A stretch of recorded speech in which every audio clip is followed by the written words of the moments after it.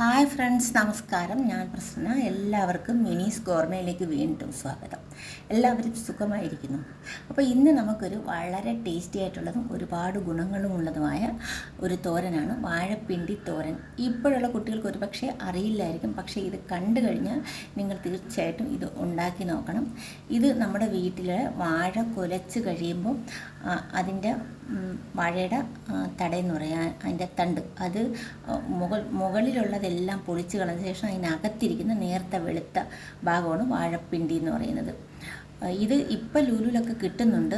ഇത് എൻ്റെ ചെറുതിലെ എൻ്റെ അമ്മ എപ്പോഴും ഇത് ഉണ്ടാക്കുമായിരുന്നു. ഭയങ്കര ടേസ്റ്റാണ്. ഇത് ഇപ്പം നമ്മുടെ വീട്ടിൽ നിന്ന് തന്നെ വാഴക്കൊല മുറിച്ചപ്പോൾ ഞാൻ എടുത്തതാണ്. അപ്പോൾ അത് നോക്കാം. ഇതാണ് മുറിച്ചെടുത്ത വാഴപ്പിണ്ടി. ഇത് നല്ല വെളുത്തിരിക്കും, പക്ഷേ ഈ കളർ ഇത് 3-4 ദിവസമായി ഞാൻ ഓരോ പീസാണ് എടുക്കുന്നത്. ഒരു 3 പീസാക്കി ഞാൻ ഫ്രിഡ്ജിൽ വെച്ചിരുന്ന് ഒരാഴ്ച വരെ ഇരിക്കും. അതിലൊരു പീസാണ് ഇത്. അതിൽ 3-4 ദിവസമായതുകൊണ്ടാണ് ഈ കളർ. അപ്പോൾ നിങ്ങൾക്ക് ഇത് കാണിച്ചു തരാമെന്ന് കരുതി. അപ്പോൾ നമുക്ക് ഇത് അരിയാം. ആദ്യം ഇതിൻ്റെ ഈ പുറന്തോടെല്ലാം ഇങ്ങനെ പൊളിച്ച് മാറ്റി എടുത്തിടും. കുറച്ച് ഞാൻ പൊളിച്ചിട്ടാണ് ഫ്രിഡ്ജിൽ വെച്ചത്. എന്നിട്ട് ഇതിനെ നമ്മൾ ഓരോ പീസായിട്ടിങ്ങനെ ചെറിയ പീസായിട്ടിങ്ങനെ അരിഞ്ഞെടുക്കും. വട്ടത്തിന് അരിയുമ്പോൾ ഇതിൻ്റെ അകത്ത് ഭാഗത്തൊരു വല പോലുണ്ട്. ആ വല നമ്മളിങ്ങനെ വിരൽ കൊണ്ടെടുക്കും. എൻ്റെ അമ്മ പണ്ട് അരിയുമ്പോൾ മോതിരം ചുറ്റുന്നത് പോലെ ഇങ്ങനെ അരിയുന്ന സമയത്ത് തന്നെ ഓരോ പീസിൽ ചുറ്റി എടുക്കും. ഒരു പീസ് അരിയും ചുറ്റും, ഒരു പീസ് അരിയും ചുറ്റിയെടുക്കും. അങ്ങനെ ഇതിപ്പം എൻ്റെ ഹസ്ബൻഡ് അരിഞ്ഞിട്ട് എന്നെ ഹെൽപ്പ് ചെയ്തതാണ് ഇത് അരിഞ്ഞ്. അപ്പോൾ ഇത് അരിഞ്ഞിട്ട് ഇങ്ങനെ ഓരോന്നെടുത്തിട്ട് ഇതിങ്ങനെ ചുറ്റിയെടുക്കും. അങ്ങനെ വേണമെങ്കിലും എടുക്കാം. നിങ്ങൾക്ക് ഓരോന്ന് അരിയപ്പോൾ കയ്യിൽ വെച്ച് അരിയണമെങ്കിൽ ഓരോന്ന് അരിയപ്പോൾ നമുക്ക് ചുറ്റാം. ഇത് ചോപ്പിംഗ് ബോർഡിൽ വെച്ച് ഇങ്ങനെ അരിയുമ്പോൾ അരിഞ്ഞെടുത്ത ശേഷം ഇങ്ങനെ അതിൻ്റെ ആ നൂലാണ് അതിൻ്റെ ഇടയ്ക്ക് ഇങ്ങനെ വല പോലെ ഇരിക്കുക. വല വെച്ച് നമ്മൾ തോരൻ വയ്ക്കില്ല. വല ഇങ്ങനെ ചുറ്റിയെടുത്തിട്ട് പിന്നെ നമ്മൾ അരിഞ്ഞെടുക്കും. ഇത് വല കളഞ്ഞ ശേഷം നമ്മുടെ കയ്യിൽ ഒതുക്കാവുന്ന അത്രയും എടുത്ത് ഒതുക്കി പിടിച്ച് ഇങ്ങനെ കൊത്തിയരിയും. ഇങ്ങനെ പിച്ചാത്തി കൊണ്ട് 4 സൈഡും ഇങ്ങനെ കൊത്തിയിട്ട് നമ്മളിങ്ങനെ അരിഞ്ഞെടുക്കും. അല്ലാതെ നിങ്ങളുടെ സൗകര്യത്തിന് വേണമെങ്കിൽ കുറേശ്ശെ എടുത്ത് ചോപ്പിംഗ് ബോർഡിൽ വെച്ച് തന്നെ അരിഞ്ഞെടുക്കാം. കൊത്താതെ ചെറുതായിട്ട് അരിഞ്ഞെടുക്കാം. അല്ല എങ്ങനെയായാലും ചെറുതായിട്ട് നമ്മൾ തോരൻ അരിയുന്നത് പോലെ അരിയണമെന്ന് മാത്രമേ ഉള്ളൂ. അങ്ങനെ കൊത്തിയിട്ടോ അല്ലെങ്കിൽ 3-4 എണ്ണം മീതെടുത്ത് ചോപ്പിംഗ് ബോർഡിൽ വെച്ച് ചെറുതായിട്ടരിക്കും. അങ്ങനെ അരിഞ്ഞ ശേഷം ഇത് നമ്മൾ ഒരു വെള്ളത്തിലിട്ട് കഴുകി ഒരു സ്ട്രെയിനറിൽ കൂടെ ഇങ്ങനെ ഒഴിച്ച് ഒന്ന് ഞെക്കിപ്പിഴിഞ്ഞ് ഈ 250 ml കപ്പിന് 2 കപ്പ് ഉണ്ടായിരുന്നു. അത് കഴുകിയെടുക്കാം. കഴുകി പിഴിഞ്ഞെടുത്തതാണ്. 2 കപ്പ് ആണ്. അതാണ് അതിൻ്റെ തോട്. പിന്നെ ഞാൻ ഇതിന് വേണ്ടി 1 കപ്പ് സവാള അരിഞ്ഞത്, ഒരു വലിയ സവാള 1 കപ്പുണ്ട്. പിന്നീട് ഒരു 2 പച്ചമുളകോ വളരെ എരിയാണെങ്കിൽ 1 എടുത്താൽ മതി. എന്നിട്ട് കറിവേപ്പില. ഇനി നമുക്കിതെങ്ങനെയാണ് ഉണ്ടാക്കുന്നതെന്ന് നോക്കാം.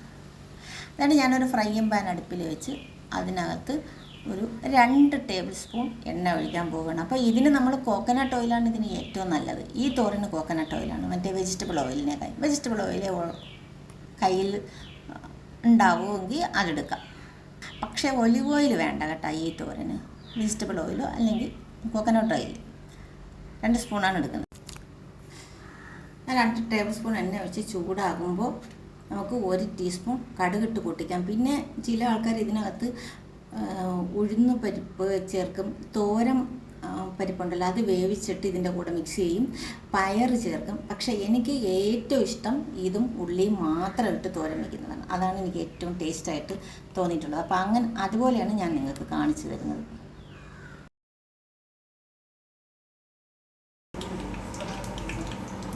കടുകെല്ലാം പൊട്ടി ഞാൻ ഉള്ളി ചേർത്തു.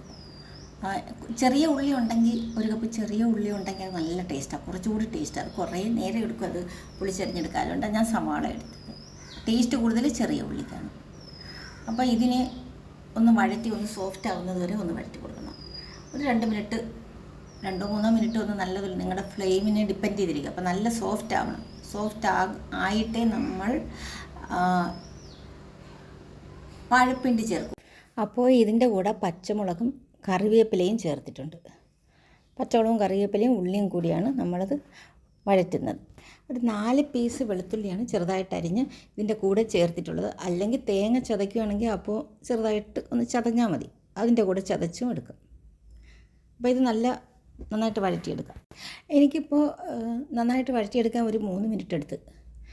3 മിനിറ്റ് വഴറ്റിയെടുത്ത് ഇനി ഇതിനകത്ത് നമ്മുടെ അരിഞ്ഞ് വെച്ചിരിക്കുന്ന വാഴപ്പിണ്ടി ചേർത്ത് കൊടുക്കാൻ പോവുക. വാഴപ്പിണ്ടി ചേർത്ത് കൊടുത്താൽ നമ്മൾ പിന്നെ കുറച്ച് നേരം ഒന്ന് ഇളക്കിയ ശേഷം വീണ്ടും നമ്മളൊന്ന് അടച്ച് വെച്ച് തീ വളരെ കുറച്ച് കുക്ക് ചെയ്യണം. അപ്പോൾ അതിനകത്ത് കുറച്ച് വെള്ളമുണ്ട്, വെള്ളം ചേർക്കുകയും വേണ്ട, ആ വെള്ളത്തിലത് കുക്കാവും, നമ്മുടെ മഷ്റൂം കുക്കാവുന്ന പോലെ. ഞാനിപ്പോൾ ഇത് 1.5 മിനിറ്റ് വഴറ്റി. ഇനി ഞാനിത് അടച്ച് വയ്ക്കാൻ പോവുക. അടച്ച് വെച്ചാൽ നമ്മളൊരു ഇടയ്ക്കൊന്ന് തുറന്നിട്ട് ഇളക്കി നോക്കണം കരിയുന്നുണ്ടാന്ന്. ഇപ്പോൾ ഒരു 3 മിനിറ്റ് ആയിട്ടുണ്ട്. ഇത് കുക്കായിട്ടില്ല, അപ്പോൾ അല്പം വെള്ളമുണ്ട്. ഇനി വീണ്ടും ഞാൻ അടച്ച് വെച്ച് ചെറിയ തീയിലാണ് വയ്ക്കുന്നത്, തീ കൂട്ടി വെച്ചാൽ അത് കരിഞ്ഞു. ഇപ്പോൾ വീണ്ടും 3 മിനിറ്റായി. ഇപ്പോൾ ഇതിൻ്റെ വെള്ളമൊക്കെ നന്നായിട്ട് വറ്റി. ഇനിയിപ്പോൾ ഞാനിതിന് തേങ്ങ ചേർത്ത് കൊടുക്കാൻ പോകുക. ഞാൻ തേങ്ങ 1 കപ്പ് നിറയെ തേങ്ങ ചേർത്തു. അപ്പോൾ ഞാനൊരു 1/4 കപ്പും കൂടെ തേങ്ങ ചേർത്ത്, കാരണം അത്രയും കൂടി ഉണ്ടായിരുന്നു. അപ്പോൾ ഞാനത് ചേർത്ത്. തേങ്ങ കൂടുതൽ ചേർത്താലും നല്ല ടേസ്റ്റാണ്. 1 കപ്പേ ഉള്ളെങ്കിൽ 1 കപ്പ് ചേർത്താൽ മതി.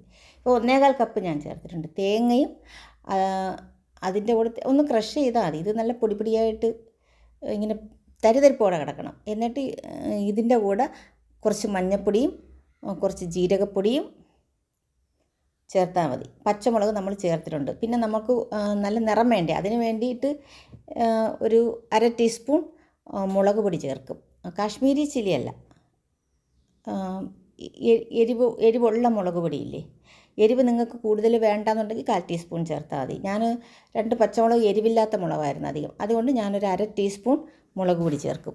മുളക് പൊടി എന്ന് പറഞ്ഞാൽ വീട്ടിൽ തന്നെ പൊടിപ്പിക്കുന്നതാണ്. അധികം എരിവ് ഉണ്ടാവില്ല, കാരണം എരിവുള്ളതും എരിവില്ലാത്തതും കൂടെ മിക്സ് ചെയ്ത് പൊടിച്ചെടുക്കുന്നതാണ്, വറുത്ത് പൊടിച്ചെടുക്കുന്നത്. അപ്പോൾ സെപ്പറേറ്റ് അല്ല, ഇത് രണ്ടും കൂടി മിക്സാക്കി പൊടിച്ച് വെച്ചിരിക്കുന്നത്. പിന്നെ ജീരകപ്പൊടിയും ചേർക്കും. മഞ്ഞൾ, മുളക്, തേങ്ങ, ജീരകം, വെളുത്തുള്ളി, ഇത്രയാണ് നമ്മൾ തോരന് ചേർക്കുന്നത്. ഈ തേങ്ങയുടെ ഈർപ്പം എല്ലാം പോയി നന്നായിട്ടൊന്ന് ഡ്രൈ ആകണം, എങ്കിലേ ഇത് ഒരുപാട് സമയം ഇരിക്കും.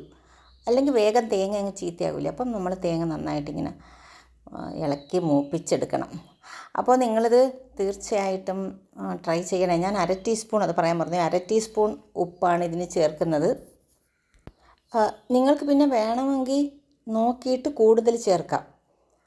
നിങ്ങൾക്ക് കുറച്ചുകൂടി വേണമെങ്കിൽ എന്തായാലും 1/2 ടീസ്പൂൺ ചേർക്കണം കേട്ടോ, പിന്നെ അത് കൂടി പോകില്ല. എന്നിട്ട് പിന്നീട് വേണമെങ്കിൽ ചേർക്കാം, അങ്ങനെയാണ്.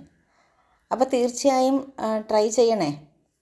ട്രൈ ചെയ്തിട്ട് ഇഷ്ടമായെങ്കിൽ നിങ്ങൾ ലൈക്ക് ചെയ്യാനും സബ്സ്ക്രൈബ് ചെയ്യാനും മറക്കരുത്. വളരെ നല്ല പോഷകസമൃദ്ധമായ ഒരു ഡിഷാണിത്. ഇത് ചോറിൻ്റെ കൂടെ കഴിക്കാനും ചപ്പാത്തിയുടെ കൂടെയും കഴിക്കാം. ചപ്പാത്തിക്ക് നമുക്ക് വേറെ കറി ഉണ്ടാവുമല്ലോ, അപ്പോൾ ഇതൊരു സൈഡ് ഡിഷായിട്ട് നമുക്കെടുക്കാം. എന്തിൻ്റെ കൂടെ വേണമെങ്കിലും നിങ്ങൾക്ക് കഴിക്കാം. വെറുതെ കോരി കഴിക്കാനും നല്ല ടേസ്റ്റാണ്. തോരൻ റെഡി, സൂപ്പർ തോരൻ. അപ്പോൾ നമുക്ക് ഇനി അടുത്തൊരു വീഡിയോയുമായിട്ട് വീണ്ടും കാണാം. അതുവരേക്കും ബായ്, താങ്ക് യു.